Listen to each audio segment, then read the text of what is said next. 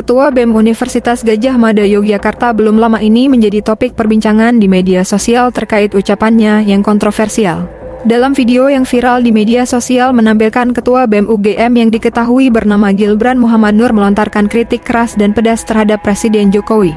Dalam sebuah acara, di awal memulai bicaranya, Gilbran bahkan menyindir anak sulung Presiden RI ke-7 itu, Gibran Rakabuming Raka sebagai anak haram konstitusi. Ia juga secara terbuka menyebut Jokowi berperilaku culas dan licik. Kemudian ia juga mengatakan bahwa tujuan pemerintahan Jokowi saat ini ingin membangun dinasti politiknya sendiri. Tak hanya itu, hal kontroversial lainnya adalah Gilbran dan BEM UGM juga menjuluki Presiden Jokowi sebagai alumni UGM yang paling memalukan. Hal itu secara terbuka ia ungkapkan melalui sebuah baliho besar yang bertuliskan julukan tersebut. Teman-teman sekalian, namaku Gilbran Muhammad Nur, bukan Gibran. Kalau Gibran kan anak haram konstitusi. Kalau saya alhamdulillah bisa menang ketua BEM tanpa bantuan paman lah. Sangat menarik ketika kita membahas soal dinasti politik, terutama dalam konteks Jokowi ya. Kalau kita ingin membedah pola pikir seseorang, kita harus tahu backgroundnya seperti apa. Jokowi adalah seorang Jawa Tulen. Beberapa hari yang lalu diriku sempat menamatkan esai yang ditulis oleh Ben Anderson. Beliau membahas soal falsafah kekuasaan Jawa. Mengingat Jokowi adalah seorang Jawa Tulen. Dan ternyata teman-teman, kalau teman-teman tahu dan Kang Ubed dan kawan-kawan penasaran, dalam falsafah kepemimpinan Jawa, nomor 1 itu adalah kekuasaan. Baru kedua adalah etik. Sehingga hal yang sangat bisa dipahami dalam konteks politik Jawa ketika Jokowi lebih mementingkan kekuasaannya daripada etik. Karena dalam politik Jawa nomor 1 itu kekuasaan. Sehingga di awal tahun 2023 kemarin kan ada isu 3 periode kan. Itu isu yang benar-benar berembus dari istana. Dan mulailah tabiat Jokowi sang raja Jawa ini muncul.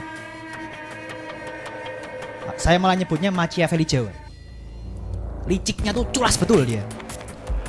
Bayangin, dia gagal 3 periode. 3 periode itu isu yang digunakan untuk tes ombak. Apakah masyarakat itu menerima itu atau enggak. Meskipun approval rating beliau adalah 80%, itu bantuan BLT semua. Jadi kalau teman-teman tahu, BLT sekarang itu dimasifkan kembali dari bulan Maret ke Mei, September ke November, dan nanti Januari sampai Juni itu akan ada BLT besar-besaran. Buat apa? Buat pemilu. Diperpanjang ya. Diperpanjang, kan, Bang. Tadinya sampai bulan Maret saja. Maret. Ya?